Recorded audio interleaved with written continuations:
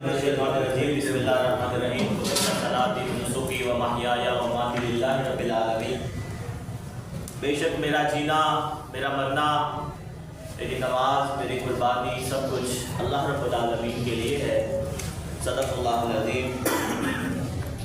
آج کی یہ خوبصورت کانفرنس جو حضور بابا فرید الدین زندہ شکر رحمۃ اللہ علیہ کی تذکروں کے حوالے سے انٹرنیشنل چشتی اتحاد کے زیر تمام آپ کی اولاد منعقد کرتی ہے ہر سال، اور میں اس کی نمائندگی کرتے ہوئے آپ سب کو خوش آمدید کہتا ہوں۔ اس خوبصورت پروگرام کے اندر موسم کی سردی بھی موجود ہے، گرمی کی شدت بھی ہے، لیکن بہرحال اس سے پہلے ہمارے معزز صاحب صاحب یہ سارے تذکرے اور ساری باتیں کر چکے ہیں۔ یہاں بہت ساری خوبصورت باتیں ہو چکی ہیں۔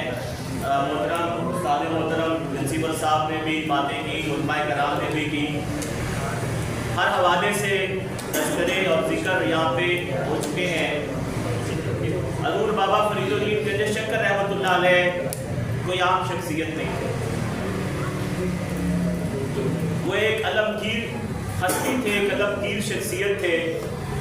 جو نہ صرف برے صغیر پاک و ہند سے نکل کر آج پوری دنیا کے اندر ان کا نام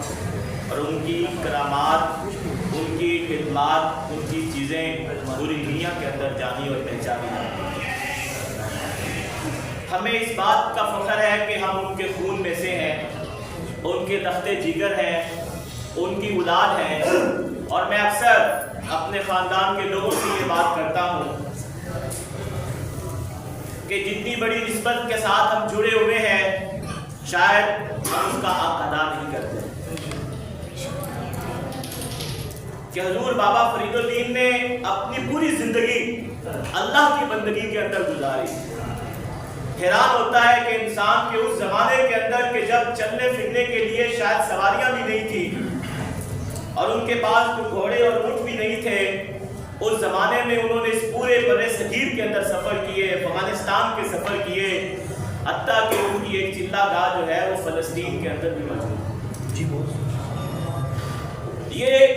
عام انسان کے بس کا کام نہیں ہے، یہ اللہ خاص طور پر اٹھاتا ہے، اور انہوں نے اس کام کو زندہ کیا کہ جو انبیاء کا کام تھا، جو صحابہ کا کام تھا، اس خطے کے اندر کہ جو ہندو اور بت پرستی کے اندر گھرا ہوا تھا۔ تو اس لیے میں سمجھتا ہوں کہ ان کی اولاد کی ذمہ داری بنسبت دوسرے لوگوں کے ہماری ذمہ داری یہ زیادہ ہے کہ ہم آگے بڑھیں اور ان کے اس مشن کو بھی لے کے چلیں کہ جو مشن انہوں نے ہمارے ذمے کیا تھا۔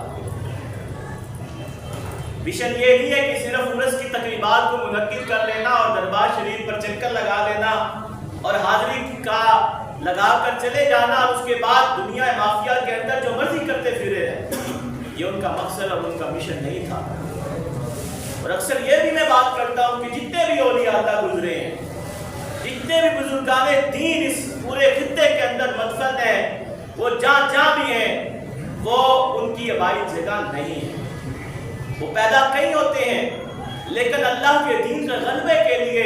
سفر کر کر کے وہ پتہ نہیں نہ جانے کہاں، جہاں اللہ کا حکم ہوتا ہے وہاں پر اپنے ڈیرے بسا لیتے ہیں۔ تو اس لیے آگے بڑھنے کی ضرورت ہے۔ ہم سب کو بہت ساری باتیں یہاں پہ ہوئی ہیں، خدمات کے حوالے سے یہاں تذکرہ کیا گیا، میں سمجھتا ہوں کہ اس کے اندر کمی ضرور موجود ہے، اور اس حوالے سے انٹرنیشنل چشتی اتحاد اس بات کی کوشش بھی کر رہی ہے کہ ہم ان کی چیزوں کو دوبارہ سے زندہ کریں، اور کچھ چیزیں براہ راست دیوان حضرات کی ذمہ داری ہے، ان کے ذریعے بھی ہم انشاءاللہ کرنے کی کوشش کریں گے۔ لیکن الحمدللہ ہم جہاں بیٹھے ہیں، ہم تاندریا والا کے اندر ہمارا گاؤں ہے، وہاں ہمارا خاندان ہے، حضور بابا فرید الدین زندہ شکر رحمۃ اللہ علیہ کی اولاد موجود ہے۔ الحمدللہ ان کے یہ سارے سماجی کام جن کا ذکر پہلے یہاں پہ کیا جا چکا ہے وہ الحمدللہ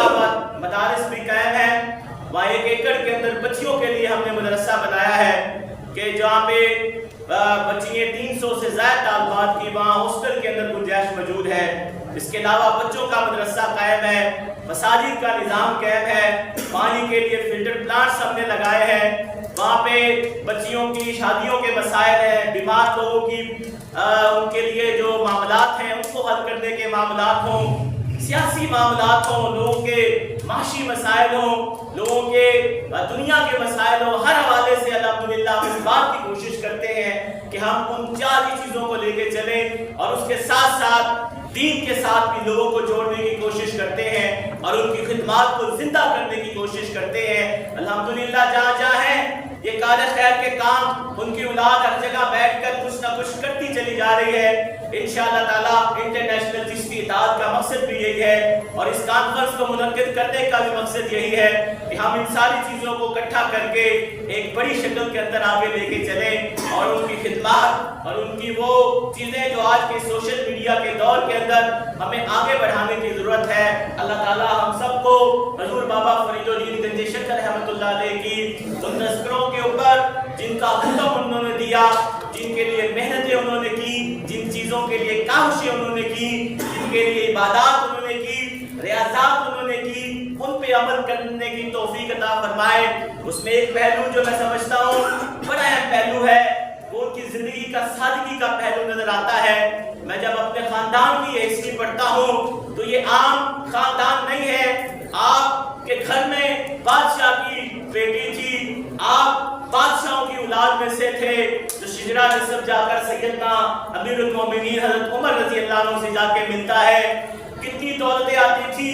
کتنے خزانے آتے تھے، لیکن وہ سب ختم ہو جاتے تھے، پھر وہی ہاتھ کے ہاتھ دھرے رہ جاتے تھے، پھر مال و متاع آتا۔ اور یہ آج بھی اسی خاندان کے اندر یہ ساری چیزیں موجود ہیں کہ نسلوں میں وسائل بھی آتے ہیں، پیسہ بھی آتا ہے، جاگیریں بھی ملتی رہی ہیں، لیکن وہ ایک وقت میں ختم ہو جاتی ہیں، پھر وہی سادگی، وہی چیزیں پھر اللہ دے دیتا ہے، نوازتا ہے کہ وہ ان کے طفیل ہیں، ان کی اولاد کے اندر وہ ایک برکت ہے اللہ نے رکھی ہے۔ اللہ ہمیں اپنے جد امجد کے اس مشن کے اوپر، اپنے